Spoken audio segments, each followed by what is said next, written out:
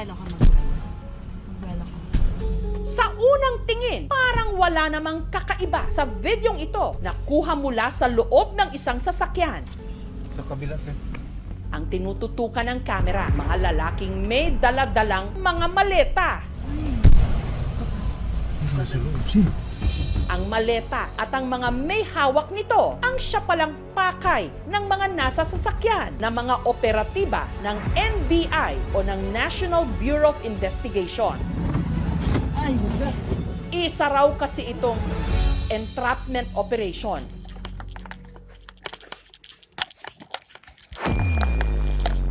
Ilang sandali pa,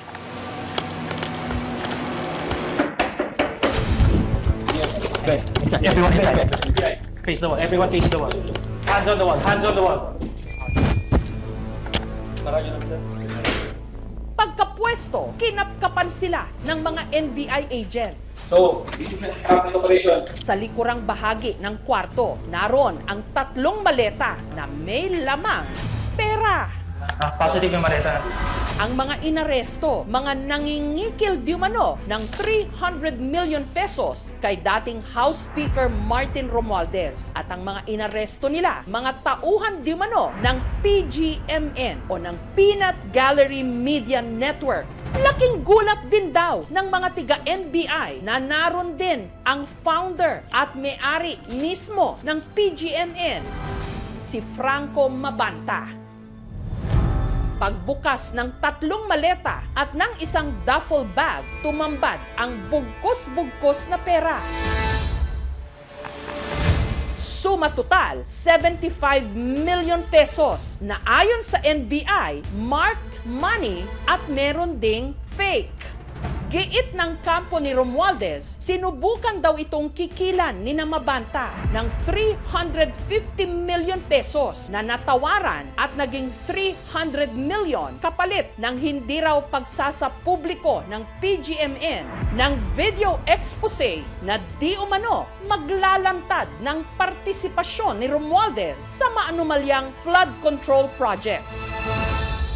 Nope, it's not true. We didn't extort anybody, and then no more comment after that. Pero giit ni Mabanta, hindi ito entrapment, kundi set up. We're innocent. Once we're in the proper forum, we're going to discuss it. Tanong ngayon ng taong bayan, nasaan na ang di umano'y video na punot dulo ng kaguluhang ito? So nasaan na? Tagal? Release it. Expose ba ito? Hands on the wall. Hands on the wall. O extortion?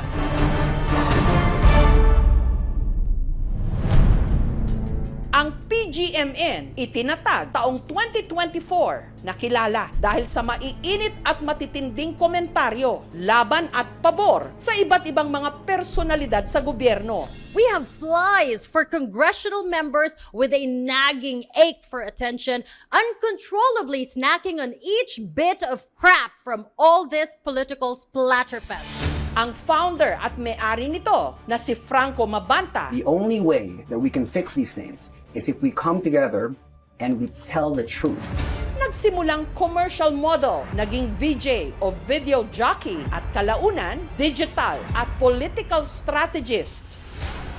Nakapanayam ko si NBI Director Melvin Matibag. Pwede ho bang pakikwento paano nyo ho naisagawa yung operation kung saan po nahuli si Franco Mabanta? Nagkaroon po kami ng surveillance after makatanggap po kami ng reklamo ng pangingikil nga. Yun nga pong may-ari ng PGMN, yung Peanut Gallery Media Network, na nangihingi ng malaking halaga sa atin pong dating Speaker Martin Romualdez. Si Speaker Romualdez ho ba mismo ang nag-file ng complaint? Ang nakapirma dun sa complaint affidavit ay yung tao po niya, no, na nagreklamo na ang doon allegation under his authority. Meron naman pong mga coordination kay Speaker Martin Romualdez po. Ang threat po is ilalabas namin yung itong damaging na publication na video against sa sayo. Ito'y mahaba, 90 minutes daw po na video. Ang isa sa mga namuno sa operasyon ng NBI at nagpanggap ding tauhan ni Romualdez o undercover agent, itago natin sa pangalang Homer. Pakikwento mo na yung araw na nahuli nyo na sila? Paano nagsimula? Ako na yung undercover, posing as associate or staff of Kong Romualdez. Binigay sa akin yung number ni Franco, then nag-usap na kami. Para patunayan daw na meron ngang video expose laban kay Romualdez, nagpadala pa raw sina Mabanta ng 3-minute na teaser nito. Pudot ko yung teasers, binabanggit si Congressman Romualdez nga bilang like a mastermind or central figure sa corruption sa House. He's being portrayed as evil and is being worshipped by the members of the House. May mga spill din na marami pang lalabas, na mas degrading. May mga evidence daw silang papakita, mga expose. Supposedly kasi 90 minutes daw yung documentary. Yun ang nakalagay dun sa message, ma'am, but we were not able to ascertain kung meron ba talagang ganong 90 minutes. Ipinanood sa akin ni Agent Homer ang video, bagamat hindi pa raw ito maaaring ipakita sa publiko. Sa video, nagsasalita ang isa sa mga anchor ng PGMN laban kay Romualdez. Pero ang pag-build up nila sa material na meron sila, marami pa silang hawak, ganun ba? Hindi yun namin establish, pero yun ang kiniklaim ni Franco na marami pa yan, may mga evidence kami. 2 linggo raw nagtagal ang pakikipag-ugnayan ni Mabanta at ng kanyang grupo sa kampo ni Romualdez, pati na sa undercover agent ng NBI na si Homer. Ang naging kasunduan doon po sa delivery ay 4 na tranches. Yung first tranche po na 75 million ay yun nga dapat by May 5 ma-deliver na. Sinabi ni Franco na, okay, we will meet Makati. Kaya nung tinanong ko siya, sir, kailan niyo ba planong ilabas to? Hindi mo bibigyan yung 75 million. Lalabas na namin ngayong araw. May ganun. Tinanong ko pa siya, sabi ko, sir, may control ba kayo dun sa video? Baka mamaya bigay namin, tapos ilabas pa din ng mga tao. Hindi, I assure you, I have the control. And inano niya rin na siya nga yung may-ari ng company. Isa sa mga nakasama sa di umano entrapment operation ng NBI laban kay Mabanta, ang GMA News reporter na si John Consulta. Pakikwento mo nga, paano nyo na subaybayan at tinutukan itong paghuli kay Franco Mabanta? Diretso kami sa isang hotel sa Makati dahil ang expectation doon magkakaroon ng abutan. Nirequest tayo ng NBI na wag na bumaba kasi baka pag namukaan tayo, basunog yung trabaho. So, nandun tayo sa basement ng hotel na yon, nag-aantay ng signal. Sinubukan daw ni na Agent Homer na bigyan si Mabanta ng show money sa pag-uusap na yon sa isang hotel sa Makati. Sabi niya, no bro, huwag dito kasi maraming CCTV. Yun na, you know, I have to be careful. Sabi niya, I'll give you the address and the name of the person later on. Isisend ko sa'yo. Kumbaga, in our presence, consummated na po yung crime talaga eh. Only that, ayaw niyang tanggapin kasi magkakaroon ng evidence sa kanya. Hindi nyo nakita pala yung video? Ayun nga po, in-insist namin yung video na pwedeng makita. Hindi niya binigay. Sabi niya, I can assure you na meron talaga. Possible na baka wala din talaga. Baka it's just a form of a pangharas lang, complainant give it to their demands. So hinayaan po namin siyang umalis. Then we waited. Sabi niya, 20 minutes. So tumawag siya. Sabi ko, I get the address. Sabi niya.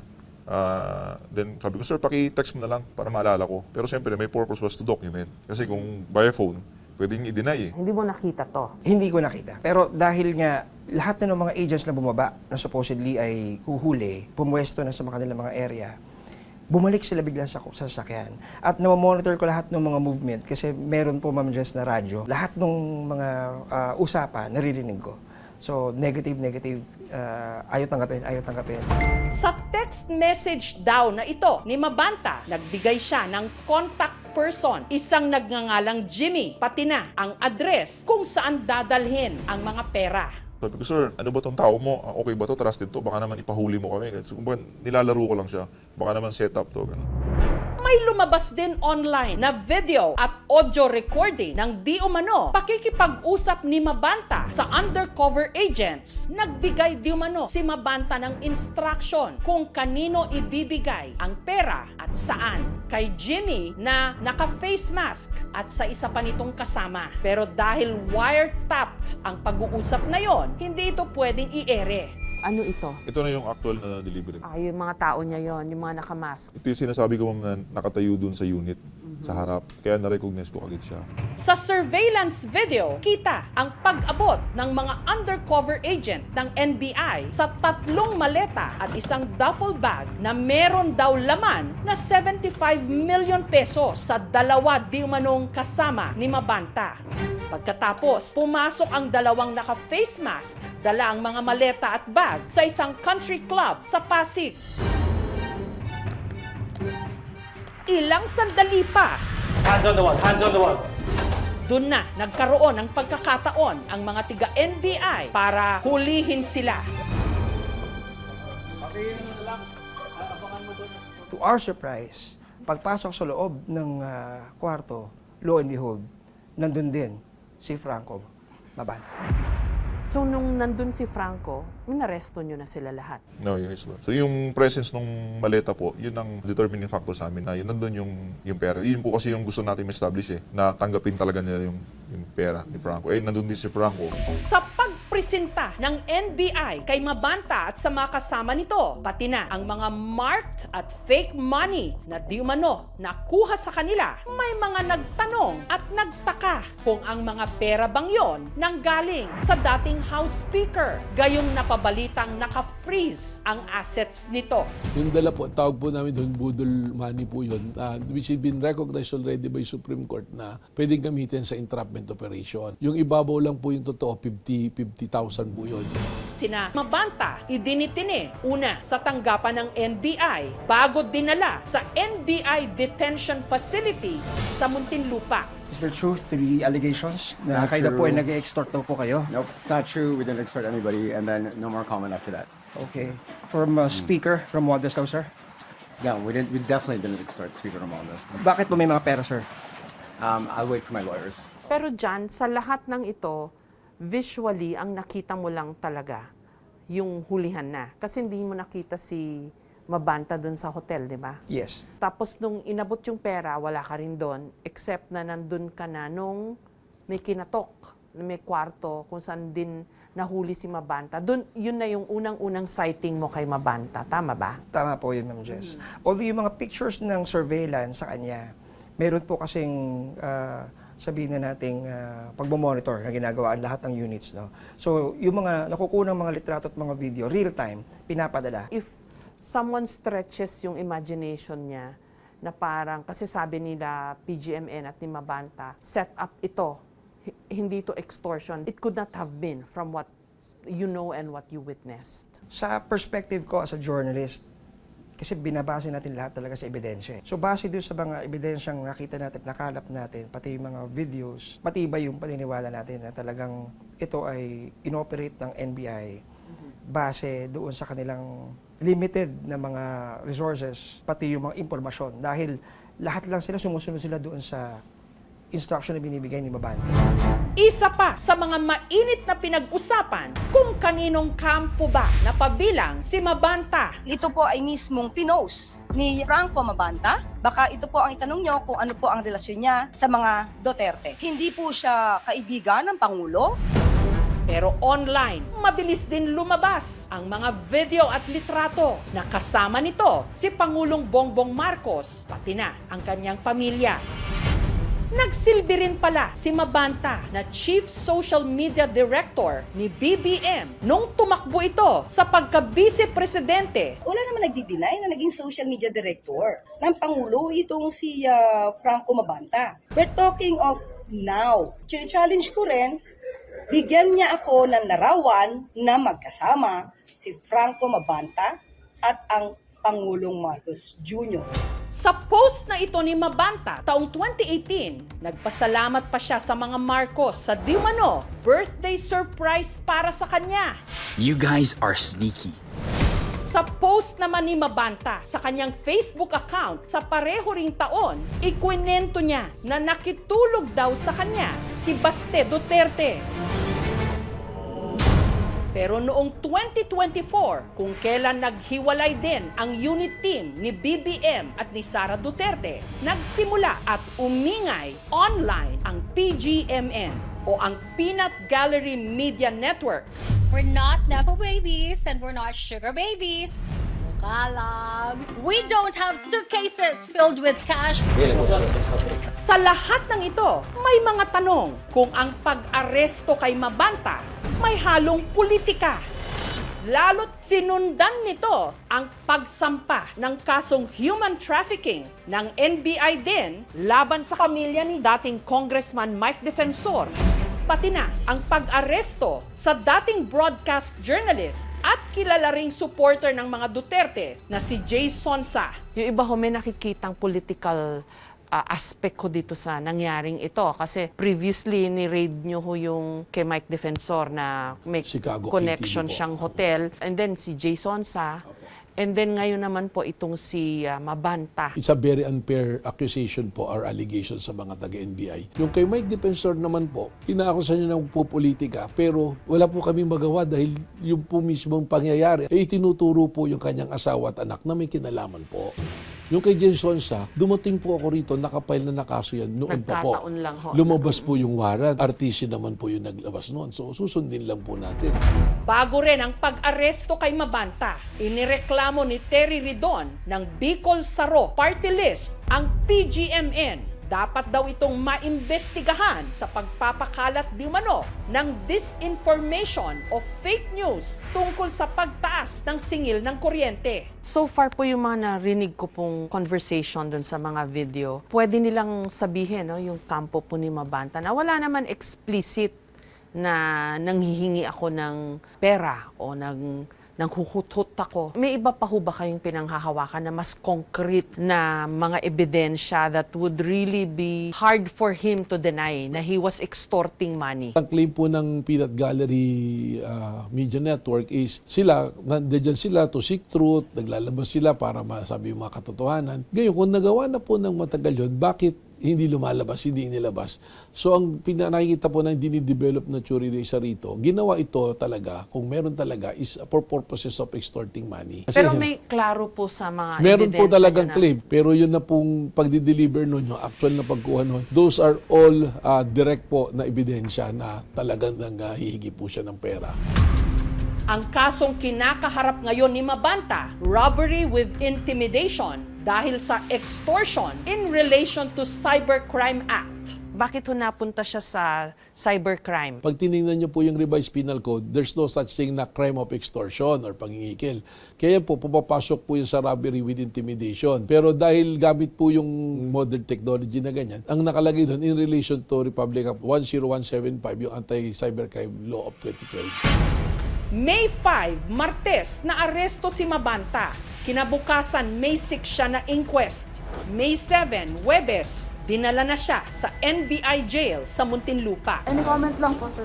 We're innocent. Pero yung sa pera po, ano pong ano niyo doon? Once we're in the proper forum, we're going to discuss it. Gusto niya din, sir, kasi sa 100,000%. Once you know the whole story, you'll agree also. When will we know, sir? Well, definitely not in the corridor. But the video, sir, when you intend to release it? It depends.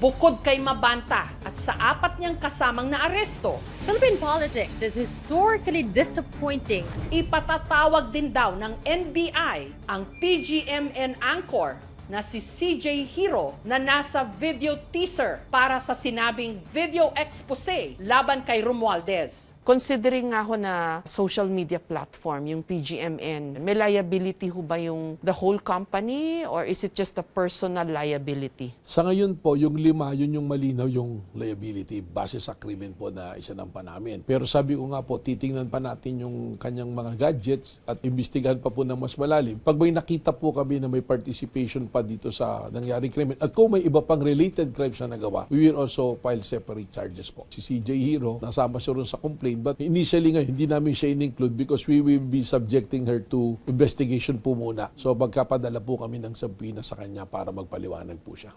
Naglabas din ng pahayag si Franco Mabanta sa pamamagitan ng isang post sa Facebook page ng PGMN. Mariin nilang itinanggi ang extortion.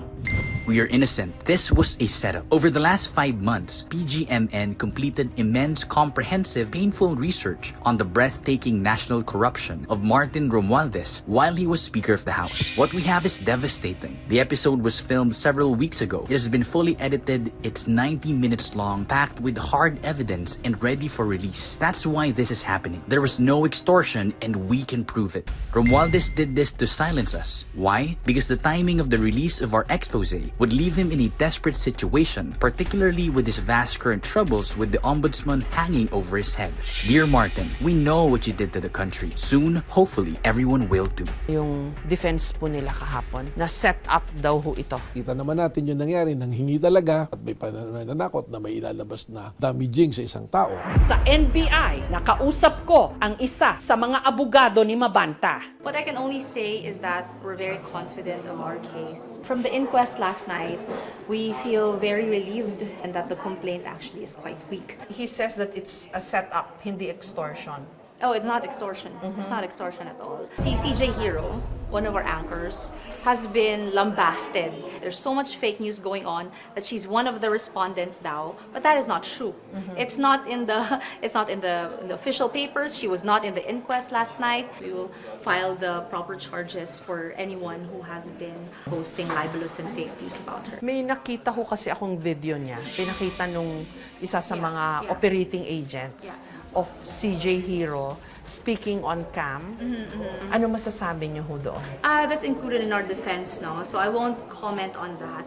So what I can just say that this video that the people are clamoring for will be released in the proper time. Nito lang Biyernes, naghain na ng sabina ang NBI para kay CJ Hero. Sinubukan naming kuhanan ng pahayag si CJ Hero pero wala siyang tugon habang ginagawa ang ulat na ito. Do you maintain that there's such a video? Ano pong side I niyo won't doon? comment on that. Any chance na ma-interview po namin siya? No, sorry, I won't allow it. But it's very soon, they will share their story. PGMN is twisting the narrative. Representative Ferdinand Martin Romualdez only did what any other person exposed to the same circumstance would do. He reported it to the proper authorities, and the NBI acted on that report pursuant to its mandate under the law.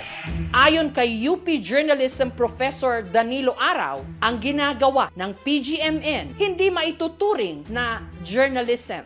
Sa totoo lang, mas PR ang alam kesa sa journalism. At ito nakakasira sa reputasyon ng news media organization. Nakaka-frustrate para sa katulad kong nagtuturo ng periodismo na kailangang ulit-ulitin na dapat magsilbi sa mamamayan ang mga news media organization. They don't belong to the same mold ng alternative media o kahit ng dominant media. Si Mabanta ay political operative. Hindi lang ng mga Duterte, kundi pati na rin ng mga Marcos. Ang nangyari kina Mabanta ay hindi banta sa kalayaan sa pamamahayag sa simpleng dahilan na ang krimen nila ay extortion. At sa usapin ng periodismo, yung tinatawag na kill piece or payment for suppression of certain media content, unethical na gawain ito. Pero kung sakali po, ganun din ang sabihin ni Mabanta.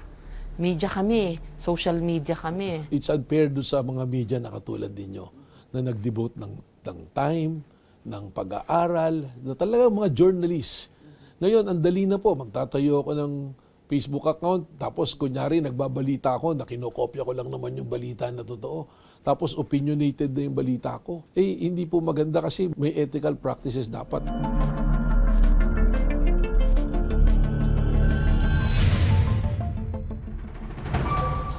Nitong Sabado ng hapon, matapos makapagpiyansa ng tig 120,000 pesos at naglabas ng release order ang Pasig RTC Branch 167, si Franco Mabanta at ang apat pa niyang mga kasama pansamantalang nakalaya.